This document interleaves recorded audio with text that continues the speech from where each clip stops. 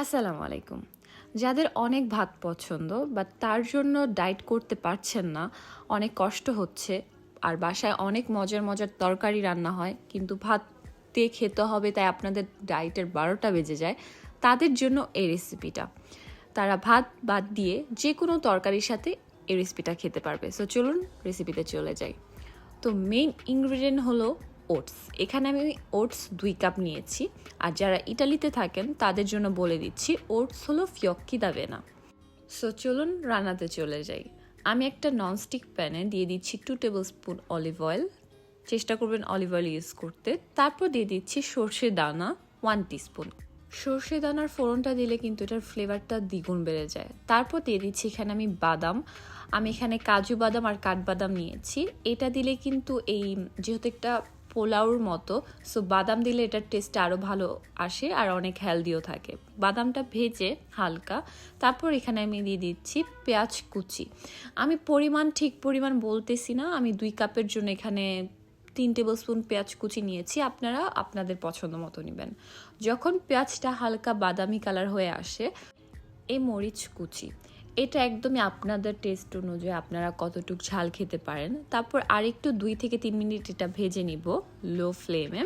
তারপর এখানে আমি ভেজিটেবল ইউজ করব হলো গাজর, এরকম আমি কিউবস করে কেটে নিয়েছি। তার সাথে দিচ্ছি এখানে আমি মটরশুঁটি। এটা আমার ফ্রোজেনটা ছিল, আপনারা চাইলে ফ্রেশটাও দিতে পারেন।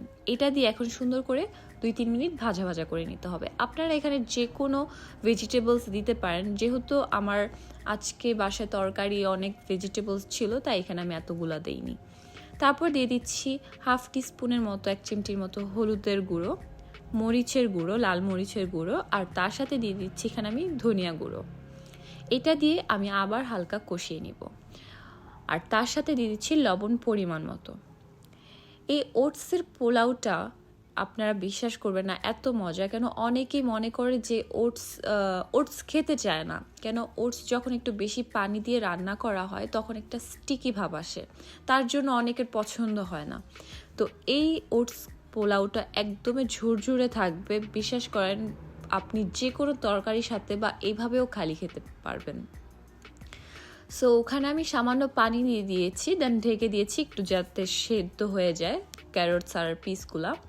এখন আমি দিয়ে দিচ্ছি ওটস দিয়ে আমি হালকা ভেজে নিব 1 থেকে 2 মিনিট, অবশ্যই লো ফ্লেমে থাকতে হবে। এখন মেন হলো পানি কিন্তু এত বেশি দেওয়া যাবে না। আমি একদম অল্প অল্প করে পানি দিচ্ছি, 1/4 কাপ অথবা 1/3 কাপের মতো। এরকম ঠিক পানি দেওয়ার পর শুকনা থাকতে হবে। তারপর যেভাবে পোলাওটা করি সামান্য উপরে পানি ছিটিয়ে এটা আমি এখন ঢেকে রেখে দিব 5 মিনিটের জন্য। তারপর দেখবেন এভাবে একটু দলা পেকে যাবে, যেহেতু ওটস এটা স্টিকি হয়ে আসবে। তখন এভাবে স্প্যাচুলা দিয়ে ভেঙে দিতে হবে যাতে সুন্দরভাবে ঝুরঝুরে হয়। আর সামান্য যখন দেখবেন একটু সাদা সাদা রয়েছে, তার জন্য আবার আরেকটু সামান্য পানি ছিটা দিয়ে রেখে দিলে হয়ে যাবে। ওটস কিন্তু সেদ্ধ হতে 2 থেকে 3 মিনিট লাগে, এর বেশি না। যখনই স্বচ্ছ কালার হয়ে আসবে, ট্রান্সপারেন্ট কালার হয়ে আসবে, তখনই মনে করবেন ওটসটা হয়ে গিয়েছে। তো এই সময় বারবার সুন্দর করে এভাবে ঝুরঝুরে করে এটাকে মিক্স করতে হবে। আর ফ্লেমটাও একদম লোতে থাকতে হবে, না হলে লেগে যেতে পারে। তখনই যত এক্সট্রা পানিটা আছে ড্রাই হয়ে আসবে। তো এখানে আমার সামান্য একটু পানি লাগতো, দেখতে পাচ্ছেন আপনারাও যে হালকা কয়েকটা ওটস আছে যে এখনো সেদ্ধ হয়নি। হালকা সামান্য পানি দিয়ে আমি ঢেকে রেখে দিব। যখন হয়ে যাবে তারপর এখানে আমি ধনে পাতা দিয়ে দিচ্ছি, এটা দিলে ফ্লেভারটা আরও বেশি বেড়ে যায়। তো এই তো এখন প্লেটিংয়ের পালা। এখানে আমি দেখতে পাচ্ছেন একটা প্লেট নিয়েছি, এটা আমি নিউ মার্কেট থেকে নিয়ে এসেছি, আমার আম্মু নিয়েছে। এটাতে আপনারা যখন রাইড করেন এরকম প্লেট কিন্তু অনেক হেল্পফুল। আমি 1 কাপ এই ওটসের পোলাও নিয়েছি, তার সাথে আমি লেবু আর একটা কাঁচামরিচ দিয়েছি। আর বাসায় যে তরকারি থাকে যে কোনো তরকারি দিয়ে আপনারা এটা সার্ভ করতে পারেন। তো এখানে 2টা প্লেটার ছিল, একটা আম্মুর জন্য একটা আমার জন্য। এখানে আমি একটা মুরগির মাংসের ভুনা নিয়েছি, আর একটাতে ইলিশ মাছ ছিল কচু দিয়ে। আর অলওয়েজ গ্রিন ভেজিস রাখার চেষ্টা করবেন। তো এখানে আমি পালং শাক আম্মু হালকা লবণ দিয়ে রান্না করেছিল, ভাজি টাইপ, আর ভেন্ডি ভাজি ছিল। তো এই তো আমার প্লেটার। এটা আপনারা লাঞ্চে একদম চোখ বুজে খেতে পারবেন। এটা এতটা ইয়ামি, আপনারা যখন খাবেন তখনই বুঝবেন। আর যারা ওটস পছন্দ করে না স্টিকির জন্য, এটা তাদের জন্য পারফেক্ট।